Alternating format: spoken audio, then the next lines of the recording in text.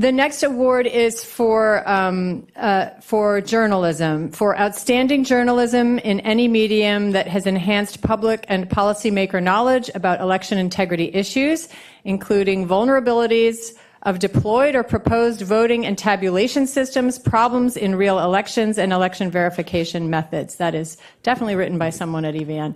Come on, Mark. Come and give the next award. I didn't do it. All right. Hey, y'all. I didn't know what it meant to be humbled by receiving an award until EVN gave me one. So what Kelly said a moment ago really resonated.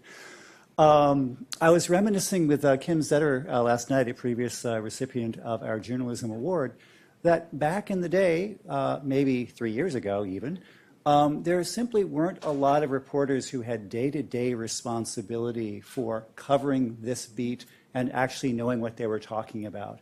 And of course, when things started to break, when it became apparent, hey, there's something newsworthy here, we need to write stories about it, a lot of us started spending a lot more time with journalists, but it wasn't always easy because it's hard to go 0 to 60. I had the distinct honor of being able to present an award to someone who is an exemplar of the best in beat reporting, our fantasy of the reporter we wanted to be working with for the last 15 years or more.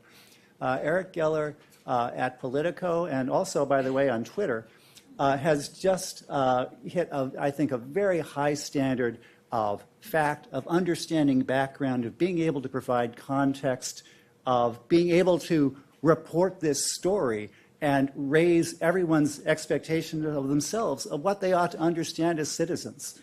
So for me, that's about as high as public service gets, and I'm very pleased to be able to present this today.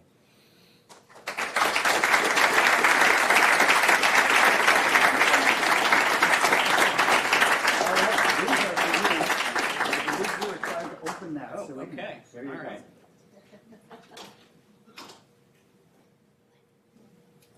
Is that Merrick or Roger? On the photo. Thank you so much. Oh, my pleasure. Don't forget to use that. Oh, yes, thank you. Wow, I don't know how I can live up to that, but thank you, EVN. This is a real honor. I'll keep this short. My first day at Politico was June 14th, 2016.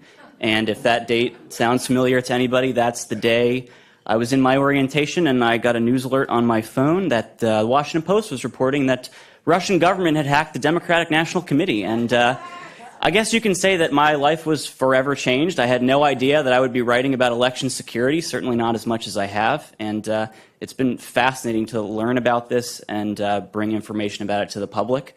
I have a great team at Politico, my editor Mike Farrell and Bob King, who is enormously helpful in making sure that all this information gets out there to the public. My co-writers on our cyber team, Tim Starks and Martin Matashak, have been fantastic in what is really a team effort. My byline is on a lot of these stories, but a lot of this is because we work together to gather the data. I mean, as everybody here knows, a lot of this is about digging deep into spreadsheets and looking for the trends and looking for the outliers and trying to figure out what a good story is. So thank you, everybody. I appreciate it.